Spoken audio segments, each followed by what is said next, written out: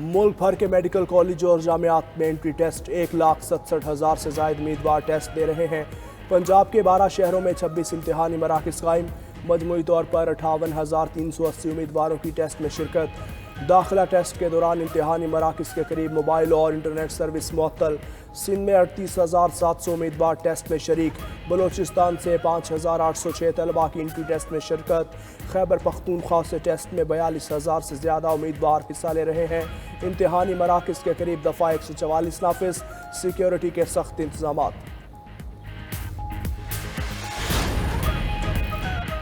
वज़ीर आला पंजाब मरियम नवाज का इम्तिहानी मराकज़ में बेहतरीन इंतजामात और सिक्योरिटी यकीनी बनाने का हुक्म। कहा, उम्मीदवारों को दौरान इम्तिहान किसी किस्म की दुश्वारी का सामना ना हो। मरियम नवाज की MD कैट टेस्ट के उम्मीदवारों के लिए नेक तमन्नाएं। कहती हैं, मेहनत कभी राय का नहीं जाती, आप कामयाब होंगे। मेरी दुआएं तमाम तलबा और तालिबात के साथ हैं।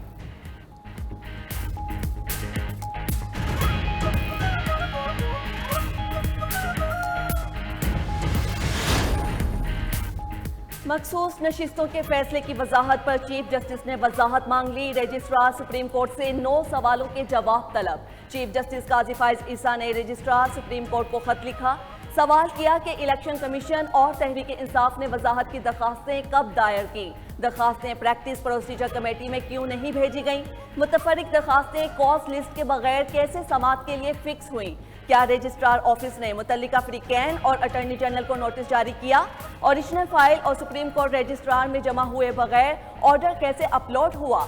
किस कमरा अदालत या चैम्बर में दरखास्तों को सुना गया। दरखास्तों पर फैसला सुनाने के लिए कॉस्ट लिस्ट क्यों जारी नहीं की गई। ऑर्डर को सुनाने के लिए कमरा अदालत में फिक्स क्यों ना किया गया।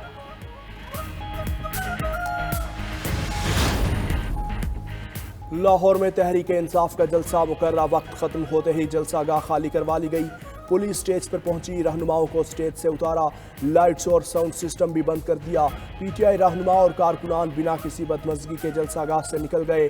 चेयरमैन PTI बैरिस्टर गौहर ने खिताब में कहा, जमहूरियत के सिवा कुछ कबूल नहीं। आज़ाद अदलिया पर कदगन नहीं लगने देंगे। जिद्दोजहद जारी रखेंगे। वज़ीर आला खैबर पख्तूनख्वा और उनका काफिला जलसे में ना पहुंच सका। काला शाह काकू पर रास्ते बंद देखकर अली अमीन गुस्से में आ गए। कलाशनकोफ का बट मारकर ट्रक का शीशा तोड़ दिया। 2 घंटे बाद जलसा गाह के करीब पहुंचे और गाड़ी पर खड़े होकर खिताब किया। वो आ गए, हाजिरी कबूल करें, बानी को रिहा करा कर छोड़ेंगे। अदलिया स्टैंड लें, मरते दम तक साथ देंगे।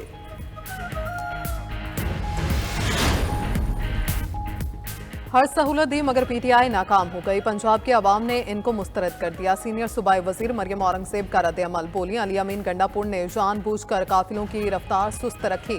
जलसगाह आने के बजाय गाड़ियों के शीशे तोड़ते रहे। वज़ीर इत्तलात पंजाब अस्मा बुखारी बोली, ये NRO चाहते हैं तो वैसे ही बता दें। अवाम ने खुद फितना फसाद को मुस्तरद कर दिया। सिर्फ 3,000 लोग जलसे में आए। विफाकी वज़ीर इत्तलात अता ताड़र बोले, बड़ी बड़ी बातें की गई लेकिन खोदा पहाड़ निकला चूहा। लाहौर का जलसा इतनी बुरी तरह नाकाम हुआ कि मुंह छुपाने की जगह नहीं मिली।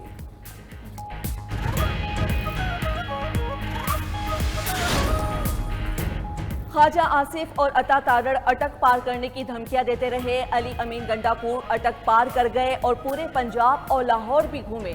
मुशीर इत्तलात KP बैरिस्टर सैफ का कहना है, मैंडेट चोरों ने गंडापुर के पहुंचने से कबल ही जलसा खत्म करवा दिया। कल पूरा पाकिस्तान बानी PTI के लिए निकला था। बानी की रिहाई अब कोई नहीं रोक सकता।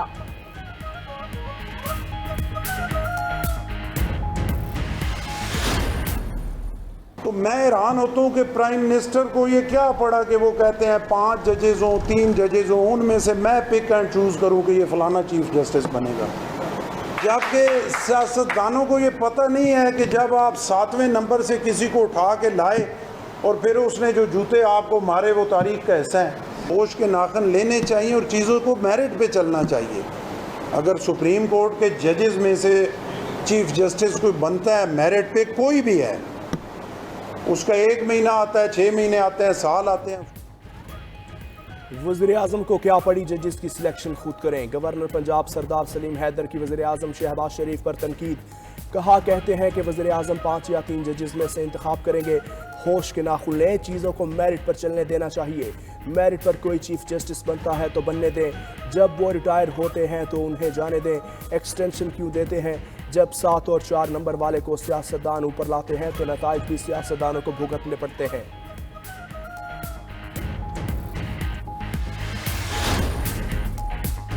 मौलाना फजलुर रहमान का मुल्की सियासी और इक्तिसादी माहौल पर अदम इत्मीनान का इजहार। मुल्तान में गुफ्तगू करते हुए बोले, बहुत सी कमजोरियां मौजूद हैं, माहौल इत्मीनान बख्श नहीं, आईनी बहरान पैदा करने की भी कोशिश की गई। अदलिया, ब्यूरोक्रेसी और पार्लियामेंट समेत तमाम इदारे आईनी हदूद में रहकर काम करें तो अच्छा है।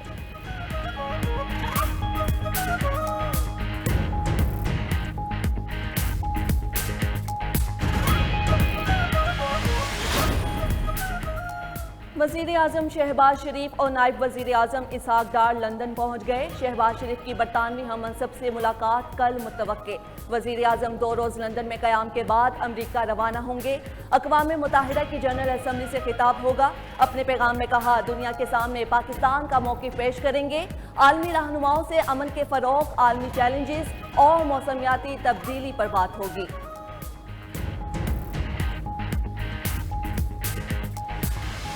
10,76,000 एकड़ में से जंगलात 1 लाख एकड़ पर मुश्तमिल है। बाकी जो ज़मीनें हैं वहाँ पर कोई दरख्त भी नहीं है। 2 दर्जन से ज़ायद जो यूनिवर्सिटीज़ हैं उनके जो वाइस चांसलर्स हैं वो मौजूद ही नहीं है। महकमा औकाफ की ना सिर्फ मदारों से जो आने वाली आमदनी है वो चोरी की नज़र हो जाती है, जो ज़मीनें और जायदादें हैं उनकी भी रकम हड़प की जा रही है। सिंध में 90% जंगलात का सफाया। 10 लाख में से सिर्फ 1 लाख एकड़ पर जंगलात बच गए। 92 न्यूज़ के प्रोग्राम खबर क्या है में सूरत हाल बेनकाब। सिंध में आसार कदीमा को महफूज बनाने और मज़ारात की हदबंदी से मुतल्लिक सिंध हाई कोर्ट के हुक्म पर भी प्रोग्राम में सैर हासिल गुफ्तगू। पंजाब, सिंध और बलोचिस्तान की यूनिवर्सिटीज़ में भी कवानीन के गलत इस्तेमाल से भी आवाम को आगाह कर दिया गया।